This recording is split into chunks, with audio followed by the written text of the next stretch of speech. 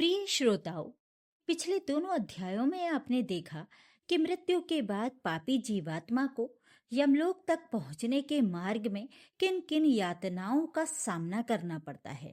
आइए अब आगे देखते हैं यमलोक में पहुंचकर पापी जीवात्मा को और किन किन यातनाओं का सामना करना पड़ेगा।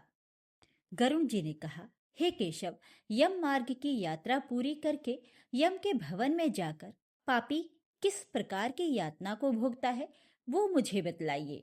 श्री भगवान बोले, हे विंता के पुत्र गरुण, मैं नरक यातना को आदि से अंत तक कहूंगा।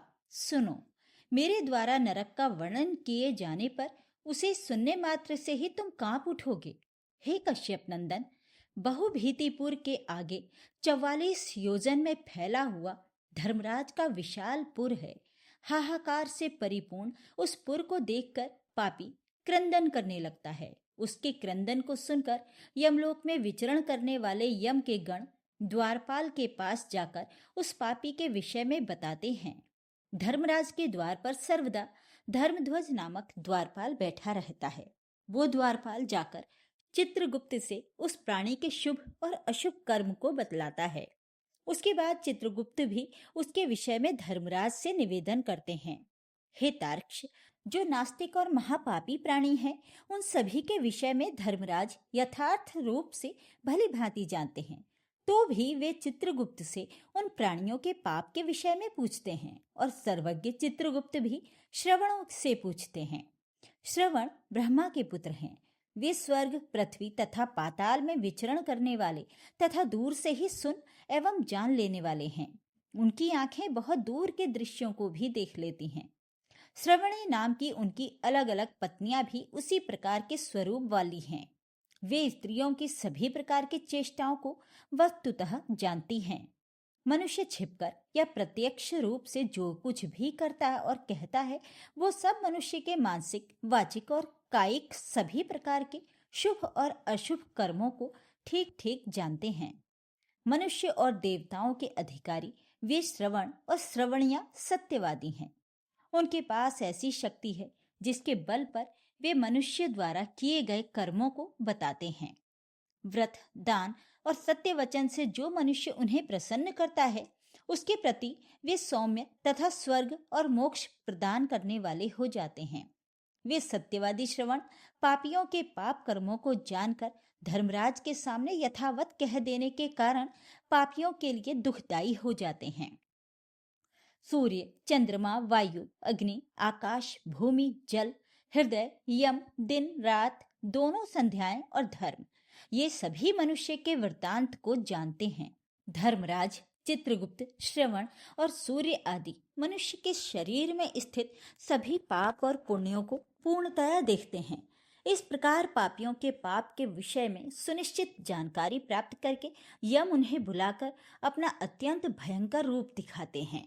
वे पापी यम के ऐसे भयंकर रूप दिखते हैं जो हाथ में दंड लिए हुए, बहुत बड़ी काया वाले, भैंसे के ऊपर बैठे, प्रलयकारी बादलों के समान आवाज वाले, काजल के पर्वत के समान बिजली के प्रभाव वाले, आयुधों के कारण भयंकर 32 भुजाओं वाले, 3 योजन के लंबे चौड़े विस्तार वाले, बावली के समान गोल नेत्र वाले, बड़े बड़े दांतों के कारण भयंकर मुख वाले, लाल लाल आंखों वाले और लंबी नाक वाले हैं। मृत्यु और ज्वर आदि से संयुक्त होने के कारण चित्रगुप्त भी भयावह हैं। यम के समान भयानक सभी दूत उनके समीप पापियों को डराने के लिए गरजते रहते हैं। उन चित्रगुप्त को देखकर भयभीत होकर पापी हाहाकार करने लगता है। दान न करने वाला वो पापात्मा कांपता है और बार बार विलाप करता है। तब चित्रगुप्त यम की आज्ञा से क्रंदन करते हुए और अपने पाप कर्मों के विषय में सोचते हुए उन सभी प्राणियों से कहते हैं, अरे पापियों, दुराचारियों, अहंकार से दूषितों, तुम बुद्धिहीनों ने क्यों पाप कमाया है?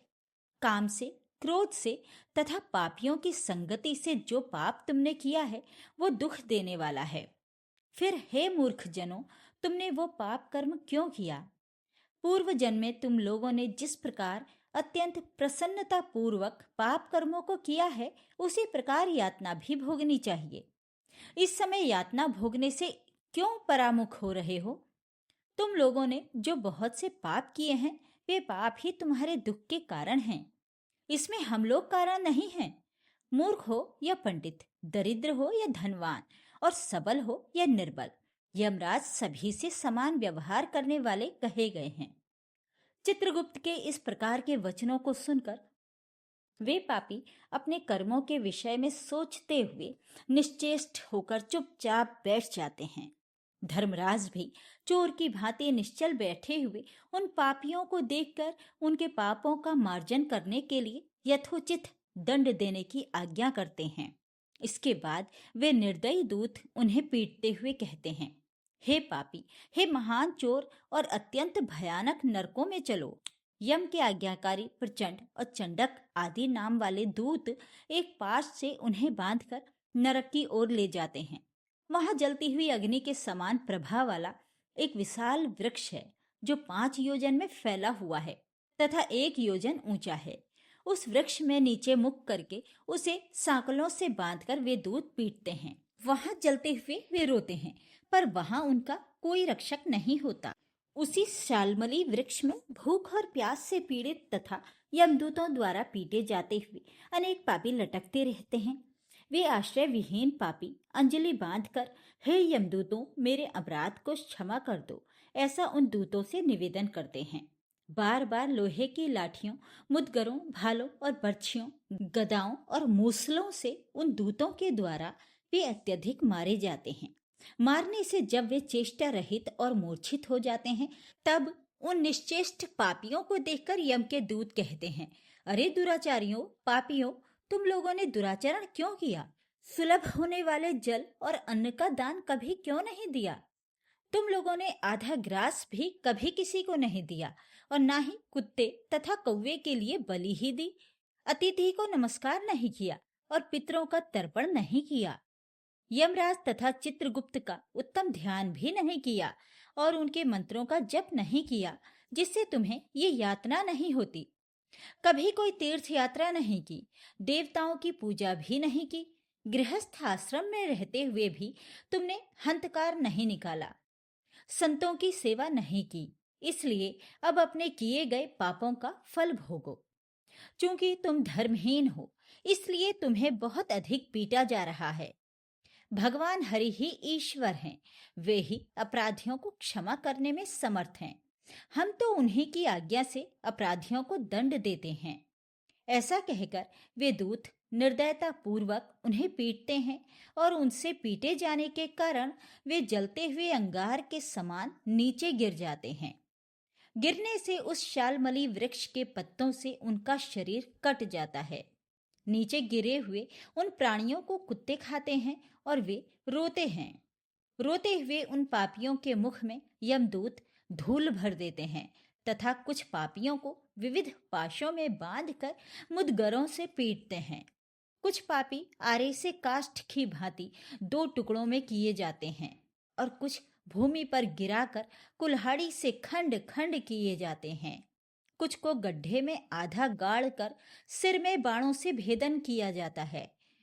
कुछ दूसरे पेरने वाले यंत्र में डालकर गन्ने की भांति पेरे जाते हैं। कुछ को चारों ओर से जलते हुए अंगारों से ढक करके लोहपिंड की भांति धधकाया जाता है। कुछ को घी के खौलते हुए कड़ाही में, कुछ को तेल के कड़ाहे में तले जाते हुए बड़े की भांति इधर उधर चलाया जाता है। किन्हीं को मतवाले हाथियों के सामने रास्ते में फेंक दिया जाता है। किन्हीं को हाथ और पैर बांधकर नीचे की ओर मुख करके लटकाया जाता है। किन्हीं को धुएं में फेंका जाता है, किन्हीं को पर्वतों से गिराया जाता है। कुछ दूसरे कीड़ों से युक्त कुंडों में डुबो दिए जाते हैं, जहां वे कीड़ों के द्वारा व्यथित होते हैं। कुछ पापी वज्र के समान चोंच वाले बड़े बड़े कौवों, गीधों और मांस भोजी पक्षियों द्वारा शिरोदेश में, नेत्र में और मुख में चोंचों से आघात करके नोचे जाते हैं। कुछ दूसरे पापियों से ऋण को वापस करने की प्रार्थना करते हुए कहते हैं, मेरा धन दो, मेरा धन दो। यमलोक में मैंने तुम्हें देख लिया है, मेरा धन तुम्ही ने लिया है। नरक में इस प्रकार विवाद करते हुए पापियों के अंगों से सन्यासियों द्वारा मांस नोचकर यमदूत उन्हें देते हैं। इस प्रकार उन पापियों को प्रताड़ित करके यम की आज्ञा से यमदूत खींचकर तामिस्त्र आदि घोर नरकों में फेंक देते हैं। उस वृक्ष के निकट ही बहुत दुखों से परिपूर्ण नरक है, जिनमें प्राप्त होने वाले महान दुखों का वर्णन वाणी से नहीं किया जा सकता। हे आकाशचारिण गरुण, नरकों की संख्या 84 लाख है। उनमें से अत्यंत भयंकर और प्रमुख नरकों की संख्या 21 है।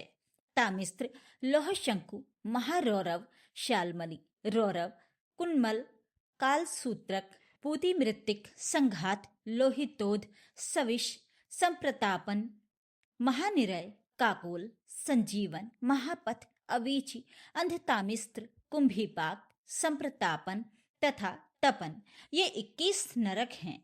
अनेक प्रकार के पापों का फल इनमें प्राप्त होता है और ये यम के दूतों से अधिष्ठित हैं।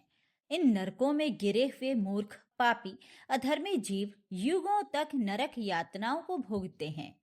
तामिस्त्र और अंधतामिस्त्र तथा रौरव आदि नरकों की जो यातनाएं हैं, उन्हें स्त्री और पुरुष पारस्परिक संग से निर्मित कर भोगते हैं। इस प्रकार कुटुंब का भरण पोषण करने वाला अथवा केवल अपना पेट भरने वाला भी यहाँ कुटुंब और शरीर दोनों को छोड़कर मृत्यु के बाद इस प्रकार का फल भोगता है। प्राणियों के साथ द्रोह करके भरण पोषण किए गए अपने स्थूल शरीर को यहीं छोड़कर पाप कर्म रूपी पाथे के साथ पापी अकेला ही अंधकारपूर्ण नरक में जाता है, जिसका द्रव्य चोरी चला गया है। ऐसे व्यक्ति की भांति पापी पुरुष देव से प्राप्त अधर्म पूर्वक कुटुंब पोषण के फल को नरक में आतुर होकर भोगता है। केवल अधर्म से कुटुंब के भरण पोषण के लिए प्रयत्नशील व्यक्ति अंधकार की पराकाष्ठा अंधतामिस्त्र नामक नरक में जाता है। मनुष्य लोक के नीचे नरकों की जितनी यातनाएं हैं, क्रमशः उनका भोग भोगते हुए वो पापी शुद्ध होकर पुनः इस मृत्युलोक में जन्म पाता है। इस प्रकार गरुड़ पुराण के अंतर्गत सारोद्धार में यम यातना निरूपण नामक तीसरा अध्याय पूर्ण हुआ।